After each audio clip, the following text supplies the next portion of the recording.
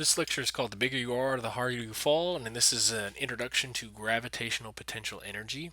You have a quote by President Barack Obama who says, "We need to steer clear of this poverty of ambition where people want to drive fancy cars and wear nice clothes and live in nice apartments, but do not want to work hard to accomplish these things. Everyone should reach their full potential." And we are talking about potential energy in this particular case. So, the goals are that for this lecture that you be able to identify the factors that affect gravitational potential energy. Also that you should be able to relate work and gravitational potential energy. And you should be able to use the formula PEG, which stands for gravitational potential energy, equals mgh, which is mass, gravity, and height. So, it's all about potential. So, if you take a book and you raise it to a greater height, it actually results in a bigger thud whenever you release it and hit the ground. If you have it here, it barely makes a sound, gets a little louder, and finally you have a giant thud whenever you release it from there. It's because the energy of the book has to be transferred to the ground, and it's actually transferred via the vibrations, which we now know as sound. So the more energy it has to transfer, the more energy that is transferred to sound, the louder the sound that you hear it. Okay, so it's one of those things that as you increase the height of the book above the ground, all of a sudden you have more energy that you're dealing with. Okay. Additionally, if you increase the mass from a same height. So if you drop a single book from a height of 1 meter, it makes a certain amount of noise. But if you were to stack 2 or 3 books, it would make a greater thud. And if you were to stack 5, 6, 7 books, it makes an even louder thud. So once again, you have more energy that's being transferred to sound, so you make a louder noise. So if you increase the mass of an object, it also results in a greater impact. So what that actually leads us to is what we now know as PEG equals mgh. This stands for gravitational potential energy. And what it represents is it's the energy that's stored in an object due to its position. You have mg, which is mass and gravity and height. Now we talked specifically about the mass and height terms. We didn't talk about the gravity term because it's not a term that we can easily manipulate on Earth. The gravity on Earth is 9.8 and it doesn't really change from there. So you have right here mass, which is measured in kilograms. You've got acceleration due to gravity, which is meters per second squared. And you have height, which is m. Unless it says otherwise, you can assume that gravity is going to be 9.8 because it's on Earth. Now, if it says on another planet or something along those lines, you can no longer make that assumption, but you can do that. I do want to show you where this equation came from, and it came from this right here, where if you were to take a look at this particular expression and erase what we've got right here and kind of group it a little bit differently, height, remember, is another term for distance. It's a vertical distance term. But that's what height is. If you were to group mass and gravity together, or mass and acceleration, make a force. And then potential energy is a type of energy which can be seen as work. So what you're looking at is the gravitational potential energy formula is just our work equation going in the vertical direction. So work equals force times distance, or potential energy is equal to mass times gravity times height. And it makes sense with the law of conservation of energy. If you take a box and pick it up off the ground, you're exerting a force over a certain distance. The law of conservation of energy means that whenever it gets up to here, it's got to have the same potential energy of work that you put on the box. So those two things are equivalent. So in the second one, we said work is equal to the change in kinetic energy. Yes, but work is also equal to the change in potential energy as well, because if you lift the box up with a certain amount of work, it's going to gain that much potential energy as well. So if we look at our example, we say work is the same thing as gravitational potential energy. Okay, it's the same thing. This force gets expanded into mg, and this distance is just another way of saying height. You've got to know that the law of conservation of energy is going to apply to every energy that we talk about. So, example A1 says an object has 200 joules of potential energy when suspended 8 meters above the surface of the Earth. The same object is suspended 5 meters above the surface of an alien planet.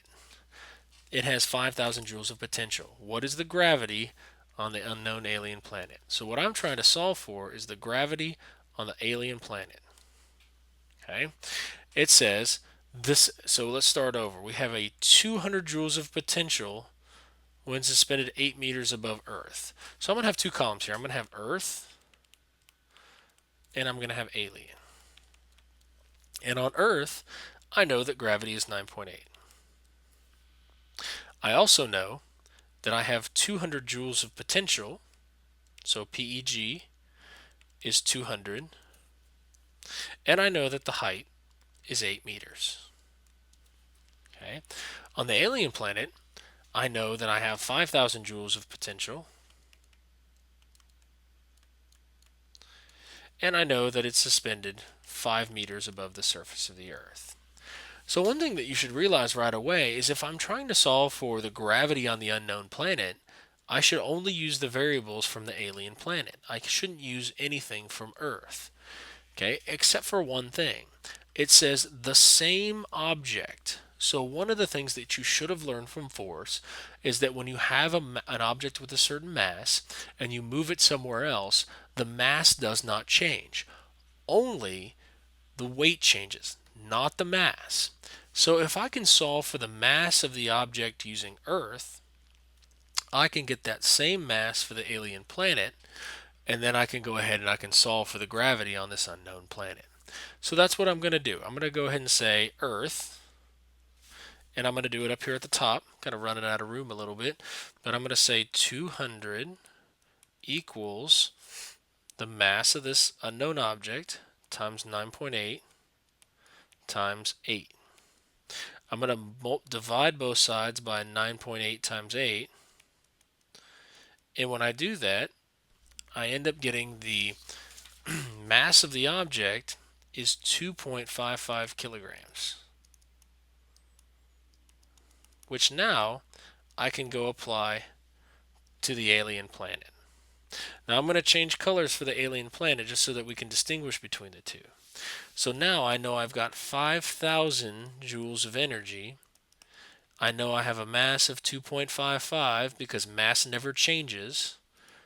I can solve for the gravity because I know that the height is 5. I would divide both sides by 2.55 times 5, making sure that I'm using parentheses or solving for the number to begin with. And when I do that, I end up with the gravity being a very large number of something around 392 meters per second squared, which is a very, very, very large number. You're talking about something that's, 40 times the gravity of Earth. Okay, this is a really hard question for a couple of reasons. Number one, you've got to use the formula to solve for gravity, which most people assume is always 9.8. You've got to look for key things like alien planet. You had to use the stuff on Earth first to solve for the mass, and then use the mass to solve for it again. So it's a two-step question in addition to solving for the gravitation. So it's a tough question, but it's something that you need to be able to do.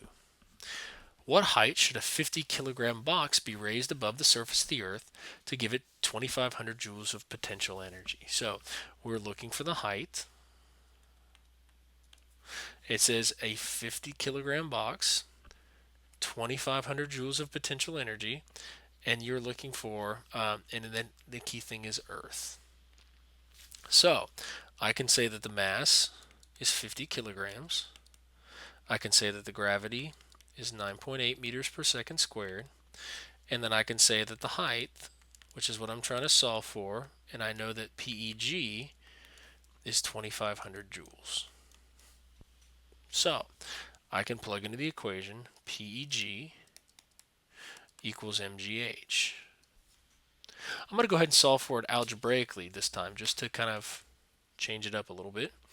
I'm going to divide both sides by mg, and when you divide both sides by mg, you get the height is equal to PEG divided by mg. In other words, the gravitational potential energy divided by the weight, because remember mg is the weight, is equal to the height. So I can say 2,500 divided by 50 times 9.8. Remember that we have to do that first. It's in parentheses. Would be 490. Just go ahead and write it underneath just so we know. Is equal to the height. And when you take 2,500 and you divide it by 490, you get a height of 5.1 meters. Okay, you have to be very careful with your parentheses again to make sure that you get the correct answer. You should be able to kind of say, look, that doesn't look right. It's too high for what I've got. So make sure that you're being careful with parentheses in your calculator. The last question says, what is the gravitational potential energy of a 5 kilogram book held 10 meters above the surface of the Earth? Okay, Earth being there. So I'm looking for the gravitational potential energy, or I'm looking for PEG. Okay, I know that the mass of the book is 5 kilograms. I know that it was held 10 meters above the surface of the Earth. And I know that it's Earth, so gravity is 9.8. So I can use the equation PEG